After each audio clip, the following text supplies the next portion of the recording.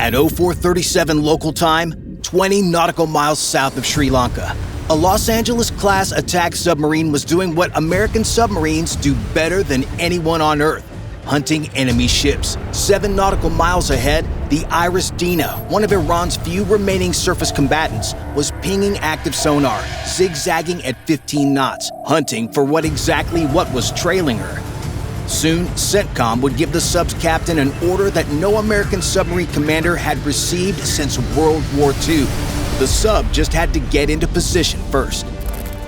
With her hull sonar active, the Dina was desperately hammering the ocean with pings. Her ASR-3D radar swept a full 360 degrees.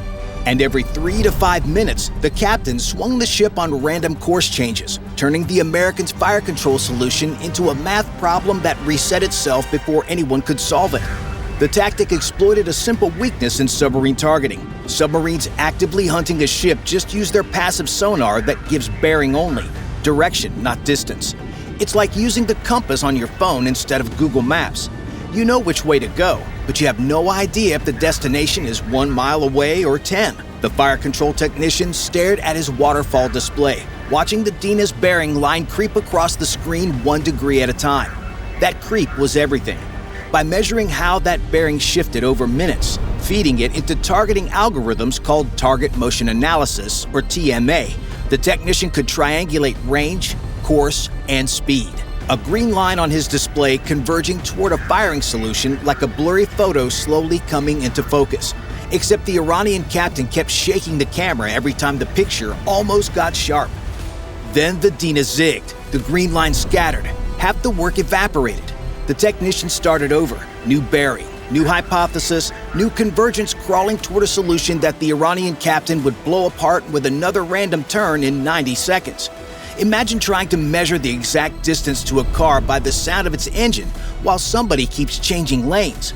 That was the fire control team's morning. The Iranian captain had spent 2 weeks at Milan 2026, multinational naval exercises with the Indian Navy, practicing exactly these anti-submarine procedures. The Americans had watched. Now one of those submarines was trailing the Dina like a patient ghost, and the captain's Milan training was the only card he had left to play. But that wasn't what worried the crew. What worried them was sitting on the Dina's aft flight deck. The SH-3 Sea King anti-submarine warfare helicopter you see here carried a low-frequency dipping sonar purpose-built to do one thing: find submarines where hull sonar can't reach. Think of it this way. The Dina's hull sonar was shouting into the ocean from the surface and hoping for an echo. The dipping sonar drops a microphone directly into the submarine's living room. The Sea King hovers, lowers a transducer on a cable straight through the thermal layer, and pings from the same acoustic environment the submarine is hiding in. That thermal shield keeping the sub invisible stops working the instant that transducer microphone splashes below it. It's the acoustic equivalent of hiding behind a curtain while someone walks around to your side of the room. And the Dina's helicopter crew knew how to use it. One competent helicopter crew could leapfrog across the ocean, sanitizing the search box the sub was sitting in the middle of, faster than a surface ship could cover the same ground in a full day. 400 feet down, you can't see a thing topside. You listen. A helicopter spooling up has a sound signature: turbine whine, rotor engagement, the sharp transient of liftoff. The sonar team strained to hear any of it through the ambient noise. Nothing so far. But the absence of sound through the thermocline, dozens of merchant ships, through the snapping shrimp colonies crackling on the continental shelf, that absence guaranteed nothing. If the Sea King launched while the sub closed the range, the Americans had 2 options: shoot immediately before the helicopter establishes a search pattern, or go deep and lose the window entirely. There was no middle ground. For now, the thermocline was doing its job, a boundary where warm surface water meets cooler deep water, bending sound the way a prism bends light. The Dina's pings hit that boundary and refracted upward, curving away from the submarine, painting an empty ocean on the Iranian sonar screens. 400 feet down, the sub was a hole in the water. Except the thermocline isn't a wall, it's a lens, and lenses have quirks. The sonar chief watched one of those quirks threaten to expose him. Sound traveling through deep water doesn't just disappear, it bends downward, strikes density boundaries, and arcs back toward the surface at roughly 30 nautical mile intervals. Convergence zones, Places where a ping should have petered out 50 miles ago arrives gift-wrapped on a sonar screen. One lucky geometry from the Dina. One ping catching the right arc at the right angle, and the Iranian operator paints a contact he can't explain sitting exactly where the submarine is. Worse, the layer was thinning. The technicians had been dropping expendable bathythermographs to measure the water around them. 3 clocks were now running against them. The thermal layer was thinning by the hour. Every bathythermograph reading came back warmer than the last, and the sonar chief estimated 6 to 8 hours before the layer degraded past reliable concealment. The Dina was streaming roughly parallel to the Sri Lankan coast at 15 knots.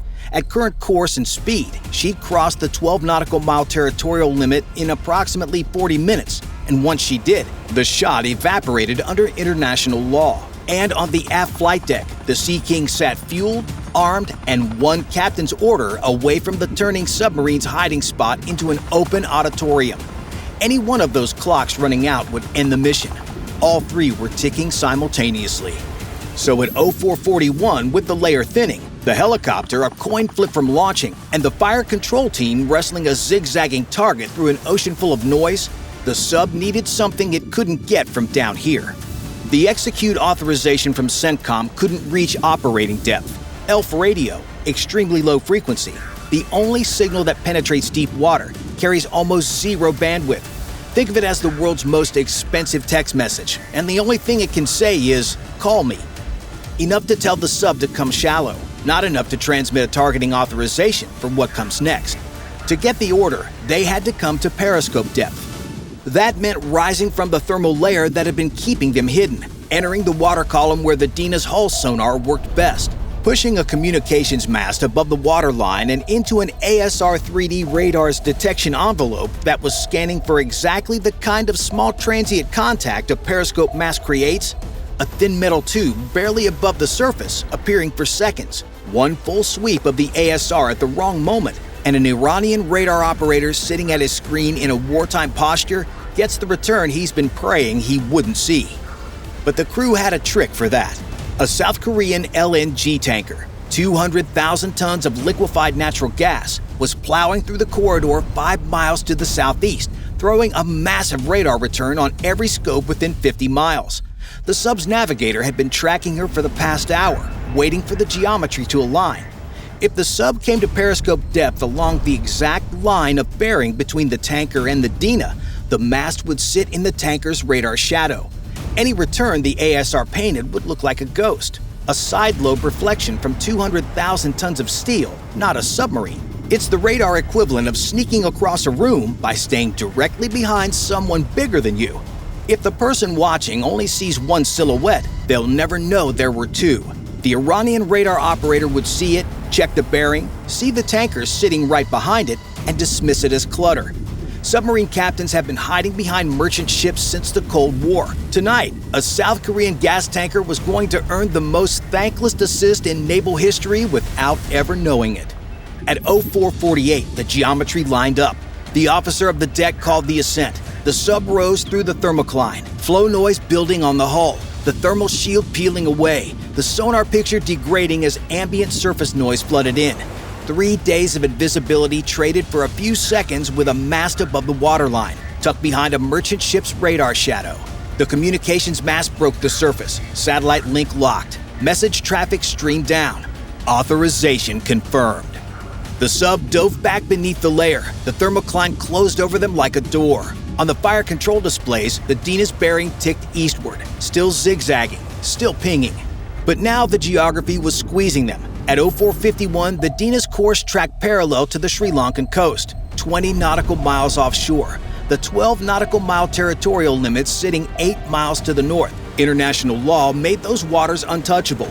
If the Iranian captain got spooked and turned toward shore, the shot evaporated. And a captain watching his navy get smacked down like they did had every reason to hug the coast. His crew would rather be interned by Colombo than torpedoed by something they couldn't see.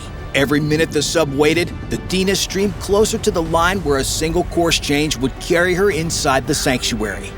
One more constraint was still pressing in from behind. The sub was still streaming the towed array, hundreds of feet of sensor cable trailing behind the boat, her sharpest ear. But the moment that torpedo launched, if the sub needed to maneuver hard, that array became a leash. You can't retrieve it quickly. Aggressive turns risk tangling the cable or snapping it clean off. The boat's best sensor was about to become its biggest problem at the worst possible moment. At 04:53, the fire control team locked the solution. The weapons officer programmed the Mark 48 ad cap in Tube 1. The captain gave the order, and what happened next was the loudest thing the sub would do all day, in an ocean where the Dina was listening for exactly that sound. The torpedo tube flooded. Seawater rushed in to equalize with external pressure, a sharp acoustic transient that a trained sonar operator recognizes the way a parent recognizes their child crying in a crowded room. Unmistakable. The crew bet everything on the thermocline, the shipping noise, and a million snapping shrimp drowning out one submarine's worst moment. If the Dina sonar team caught that transient through the noise, the next 60 seconds would go very differently. The Mach 48 dropped from the tube. 21 inches in diameter, 3,500 pounds of guided whoop-ass running on auto fuel 2, a monopropellant that carries its own oxidizer, needs no air intake, and produces no exhaust bubbles rising to betray the shot. The engine drove a pump jet propulsor instead of a traditional screw. No cavitation trail, no white line on the surface. The torpedoes that sank ships in 1945 drew a visible streak straight back to the submarine that fired them, a neon arrow saying, "Shoot here." The Mark 48 left nothing. The only signature was acoustic, engine hum swallowed by the ambient roar of one of the world's busiest shipping lanes, a whisper in a stadium. A wire spooled out behind the weapon, hair thin, connecting the torpedo to the fire control technician's console. Through that wire, the operator could steer the weapon around obstacles, adjust for target maneuvers, override the seeker if countermeasures confused it. Think of it as driving a car by holding a single thread taped to the steering wheel from 7 miles away, blindfolded, while someone else decides whether to cut the thread. The trade-off? The sub was now chained in place, locked on course and depth, unable to maneuver, unable to run. Nothing that might stress or snap that thread. If the wire broke, the torpedo went autonomous. Still dangerous, but nobody would be driving. And there were reasons somebody might need to drive. At transit speed, the Mark 48 was deaf. Flow noise over the sonar drone drowned the ocean out completely. The fire control technician steered blind through the wire, watching guidance data scroll across his display, threading a weapon doing 55 knots through a shipping lane where a wrong turn put a warhead into a merchant vessel. 7 nautical miles to the Dina and shrinking. If she made an unexpected turn toward those Sri Lankan territorial waters to the north, the technician had seconds to bend the torpedo's track through a wire thinner than a pencil to a weapon that couldn't see where it was going. At 5 miles, the Dina zigzagged. The bearing shifted on the fire control display. The technician adjusted the torpedo's gyro course through the wire, bending the intercept geometry to match the new heading. Every correction ate more wire. Every degree of turn lowered the margin between guided weapon and expensive noisemaker. 4 miles. The continental shelf off Gale, Sri Lanka drops away into deep Indian Ocean water. The depth gradient squeezed the torpedo's performance envelope from every direction. Too shallow and the weapon broaches the surface. Too deep and the runtime stretches, handing the Dina extra seconds to turn or make for good water. The 3-dimensional box the navigator had been managing shrank with every mile. 3 miles. The Dina pinged again, the sonar pulse radiating outward through the water, passing over the torpedo like a searchlight sweeping past a burglar. The Mark 48 torpedo was small enough and fast enough that the return, if there was one, would look like biologics in the Dina's sonar screen. Probably. The word submarine crews learned to live with. 2 miles. The Mark 48 slowed. Flow noise dropped, and the torpedo woke up. The onboard sonar, a 2D phased array seeker electronically steered, started painting the water ahead. Active pinging. High frequency. A 1,500-ton frigate pushing 15 knots of displaced water through the Indian Ocean is not a subtle target. The seeker locked the Dina almost instantly. Terminal acquisition. The weapon accelerated for the final run. Now the Dina heard it. Somewhere on that ship, a sonar operator caught what every sailor in every Navy prays he never hears. Active pinging, closing fast, bearing consistent. Bearing consistent means it's not passing by. He hit the alarm. The bridge heard it. The captain heard it. 15 seconds separated that moment from impact. 15 seconds. The Dina carried acoustic decoys, expendable noisemakers designed to seduce torpedo seekers away from the real hull. Getting them in the water meant recognizing the threat, authorizing countermeasures, and throwing them over the side. That sequence takes a trained crew on a good day longer than 15 seconds. A hard turn, a 1,500-ton frigate at 15 knots needs hundreds of meters to come about. She didn't have hundreds of meters. The triple 324mm torpedo launchers on the aft deck could reach 30 kilometers, but firing requires a bearing on the submarine, and that sub sat 400 feet beneath the thermocline, invisible, untouchable, patient. The Dina could hear the torpedo arriving and had no idea where it lived. Even if the decoys had somehow made it into the water, and that's a generous if. Behind the seeker, through the wire, the fire control technician sat ready to override the torpedo's brain and steer it manually past the noise onto 1,500 tons of real steel. This is why the wire mattered. This is why the sub had stayed frozen for the entire run. The Mark 48 didn't hit the hull. It passed beneath the keel and detonated. The warhead's magnetic influence fuse detected the Dina's steel hull overhead and fired at the optimal point, directly beneath the keel, the structural spine of the ship. The explosion created a gas bubble that expanded upward with enough force to lift the Dina's 1,500-ton stern clean out of the Indian Ocean. Imagine picking up a steel ruler by both ends and bending it until it snaps. Except the ruler weighs 1,500 tons, and the thing bending it is a column of superheated gas rising from beneath. For a fraction of a second, the frigate hung in the air with nothing beneath her keel. Structural members bearing a load no ship was ever built to carry alone. The bubble collapsed, the stern fell, the keel snapped. Pentagon periscope footage, released 6 hours later, showed exactly this. The bow pitched skyward, silhouetted against the pre-dawn sky as the aft section dragged everything down. 94 meters of Iranian naval engineering folded in half and slipped beneath the Indian Ocean. At 0508 local time, the distress call went out. By the time Sri Lankan rescue boats reached the coordinates, there was nothing but oil slicks, debris, and life rafts drifting from the pre-dawn current. The sub slipped back below the thermocline. No periscope, no transmission, no trace. And the towed array kept streaming as though the last 40 minutes had been a drill.